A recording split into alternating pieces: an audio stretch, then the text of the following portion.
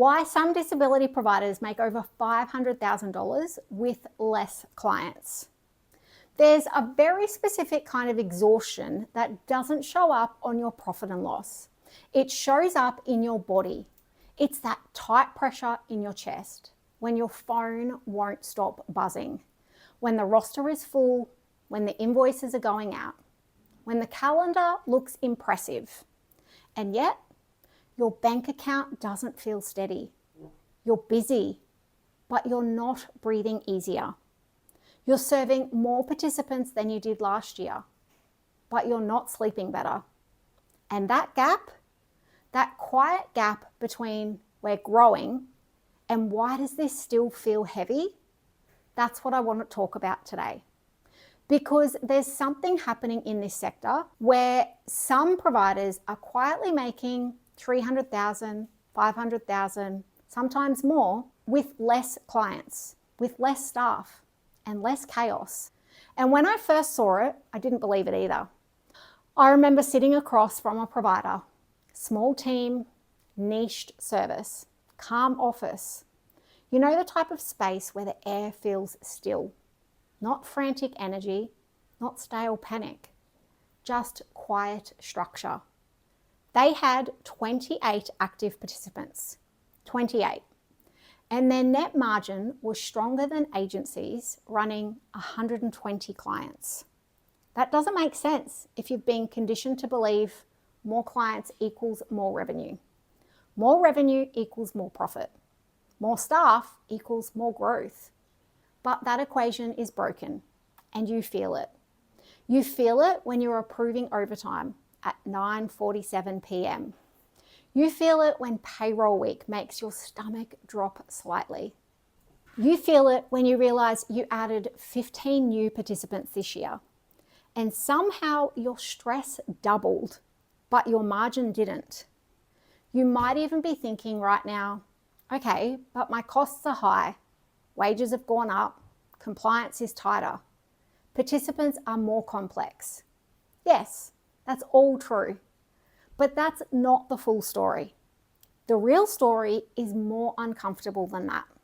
And I say this gently because I've lived it too. The providers making significantly more money with less clients are not working harder. They are working differently. They have made decisions most people avoid. They have let go of services that looked good publicly, but drained them privately. They have said no to referrals that would have filled beds but fractured culture. They have tightened systems that felt good enough. They chose structure over expansion. And that decision, that single leadership shift, is worth hundreds of thousands of dollars over time. Now, before you think this is going to turn into some aggressive cut your costs lecture, it's not. Because this isn't about squeezing. It's about clarity. It's about understanding something most disability business owners never stop to calculate. You can grow revenue and shrink profit at the same time. You can scale volume and destabilize margin simultaneously.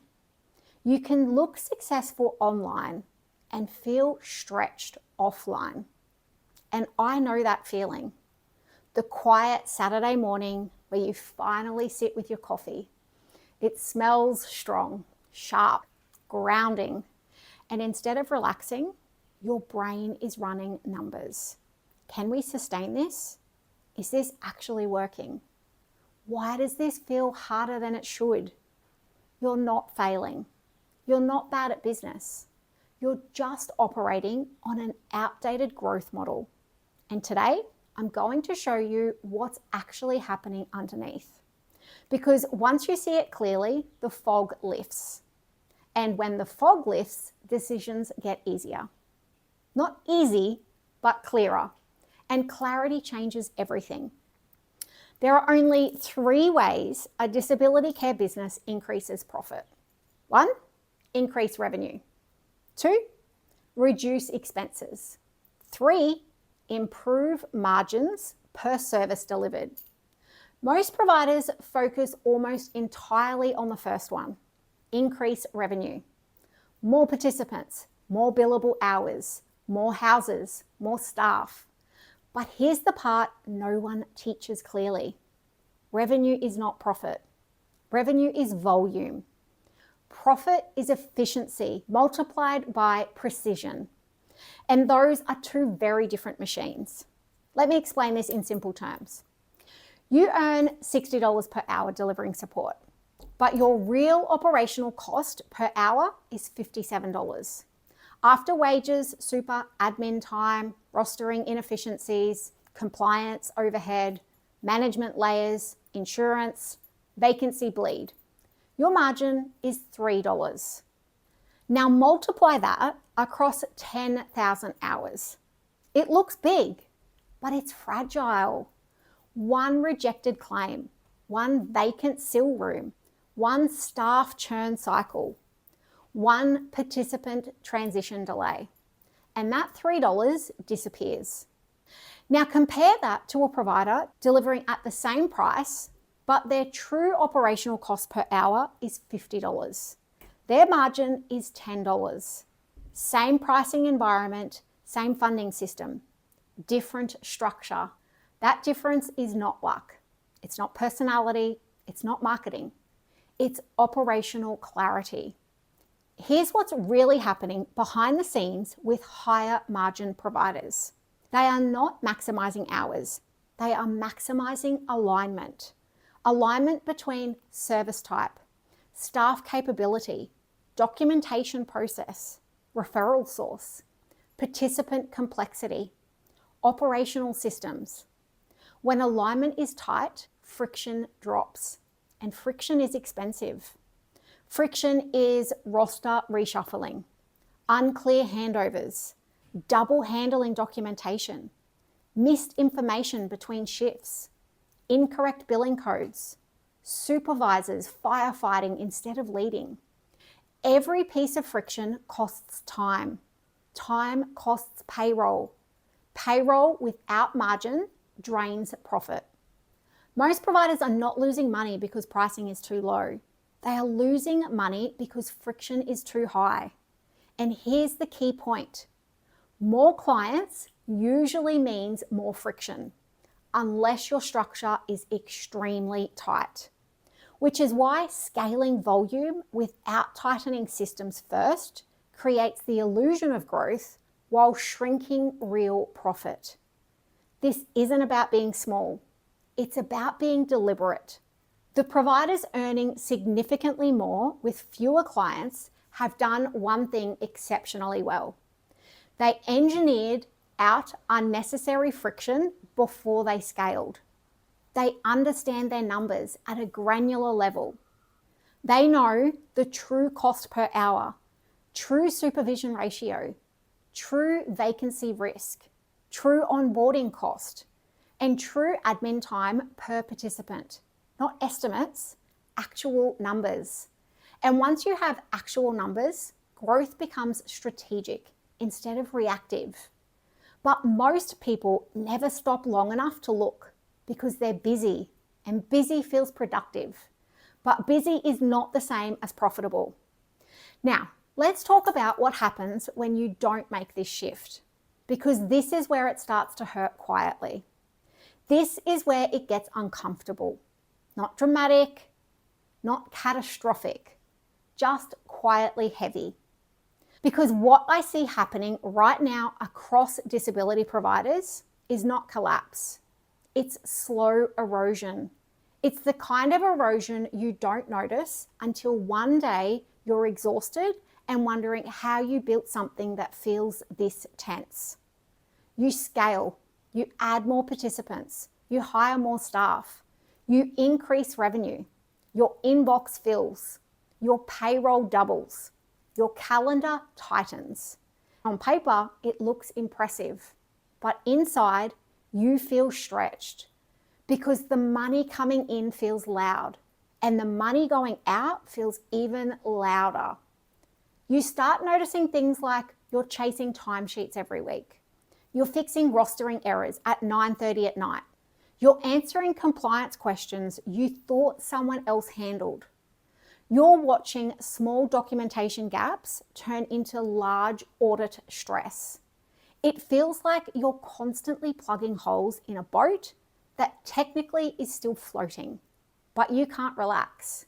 And that's the real cost. Not bankruptcy, not failure, nervous system strain, decision fatigue, constant low-grade tension. Because scaling without structural tightening creates what I call margin illusion.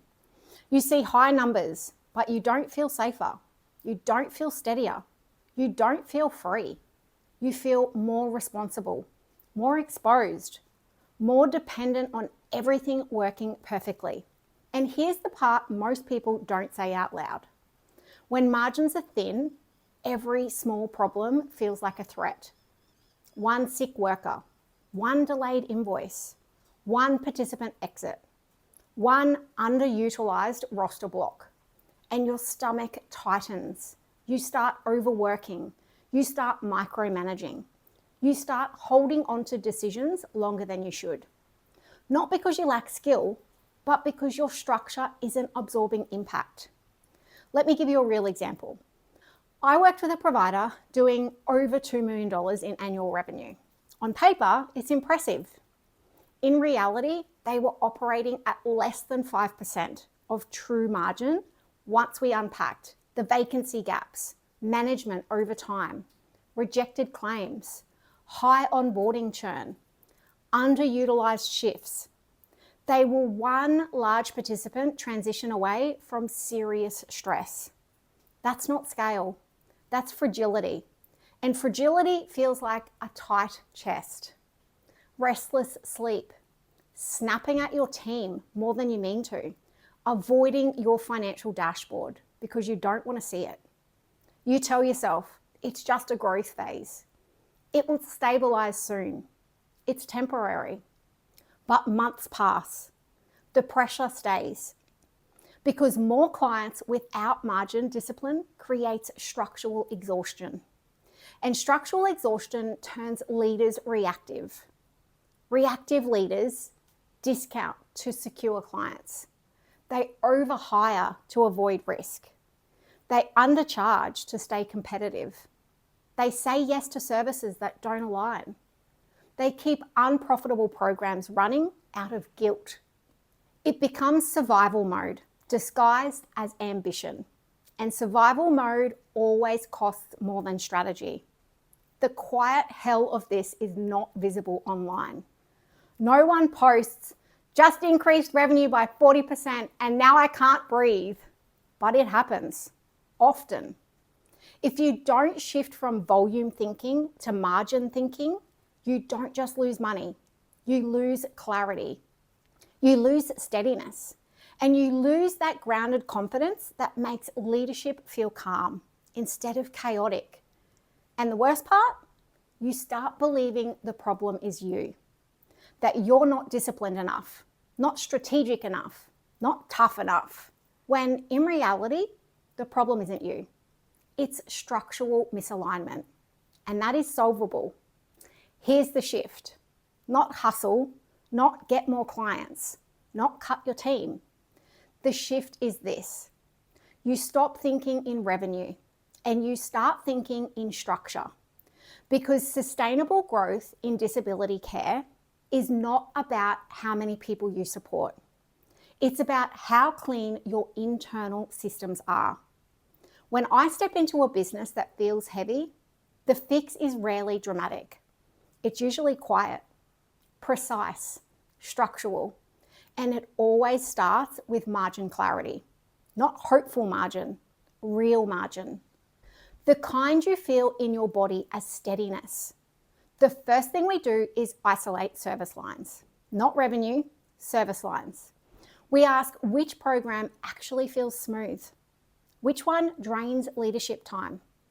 Which one creates the most reactive communication? Which one constantly creates documentation gaps? Which one quietly loses money? Because here's the truth most owners avoid. You don't have a revenue problem. You have a leak problem. Margin isn't created by expansion. It's created by elimination. Eliminating underpriced services, high admin burden clients, low utilization rosters, emotional yes decisions, misaligned service offerings.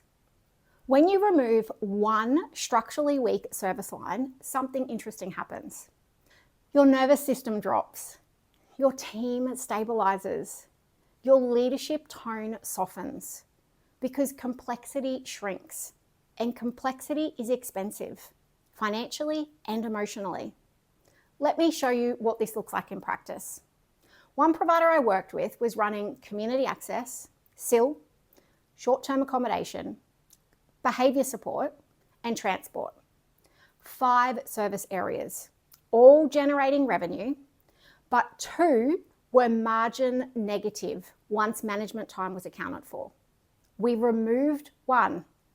We tightened documentation workflow in the 3rd. Within 6 months, revenue decreased slightly, but profit doubled, stress halved, because margin is not about earning more. It's about bleeding less. The second structural shift is utilization clarity. In disability care businesses, the largest hidden cost is underutilized workforce capacity. You hire, you roster, but you don't measure utilization weekly with discipline.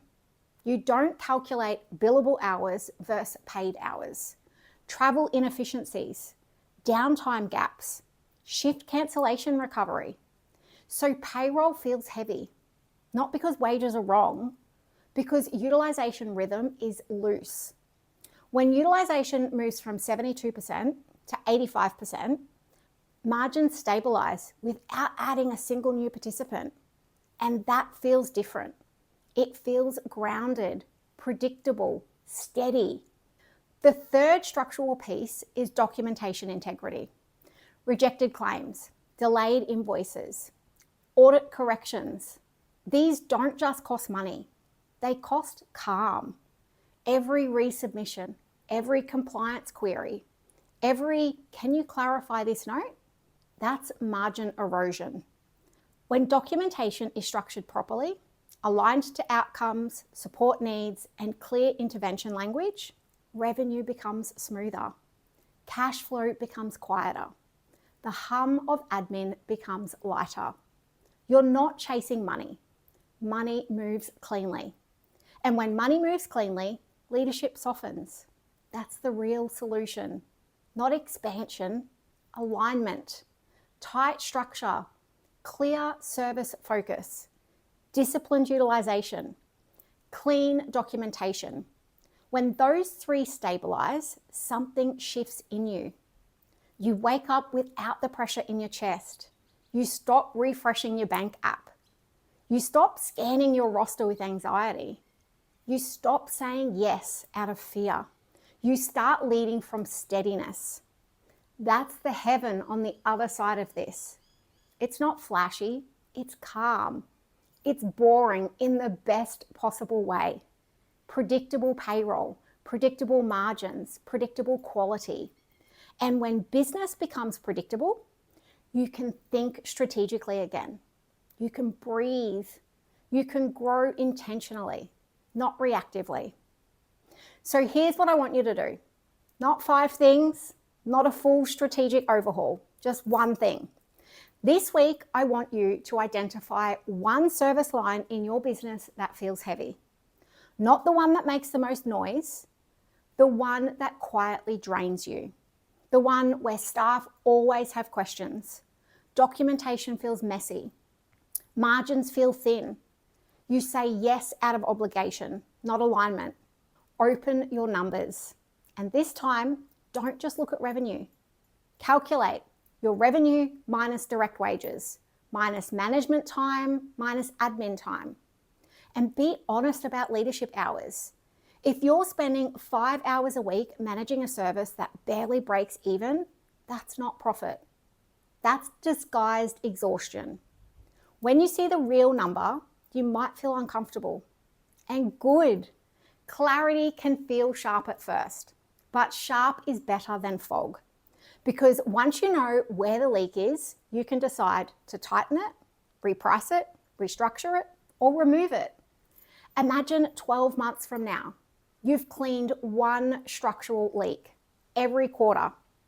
4 adjustments, nothing dramatic, just disciplined clarity. Your business feels quieter.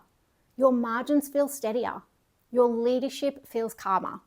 You're not operating in survival mode. You're operating in stewardship. That's the shift. And this is not for everyone. Some people will keep chasing volume. They'll keep adding services. They'll keep telling themselves that growth equals safety. But if you're still watching, I know that's not you. You don't want more noise. You want more steadiness. So start here.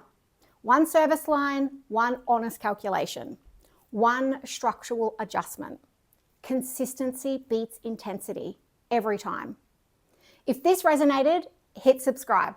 Not because you need more content, but because you want grounded leadership conversations that regulate your nervous system and sharpen your strategy at the same time. And if you're willing, comment the word margin below. That tells me you're ready to lead from structure instead of survival. We build sustainable businesses here. Calm, clear, profitable, ethical.